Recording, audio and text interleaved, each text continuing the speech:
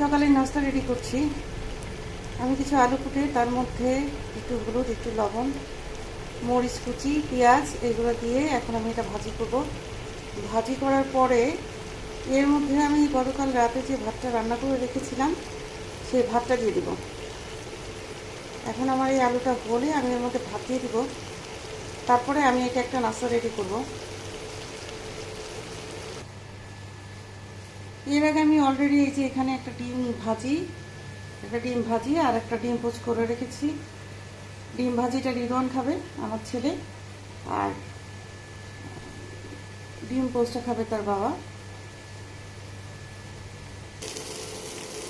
এই যে আমার আলু ভাজিটা প্রায় হয়ে আসছে।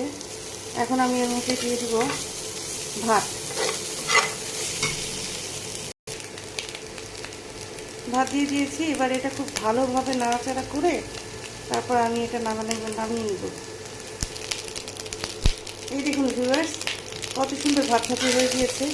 এরপর যে আমি চুলাটা অফ করে দিয়েছি, অফ করে দিয়ে কিছুক্ষণ নাড়াচাড়া করে এটা আমি একটু ঠান্ডা হলে তারপর এটা বক্সে ঢেলে দিব। এখন রিদওয়ানের জন্য টিফিন রেডি করছি। রিদওয়ানকে আজকে মাফিন কেক দিয়ে দিব।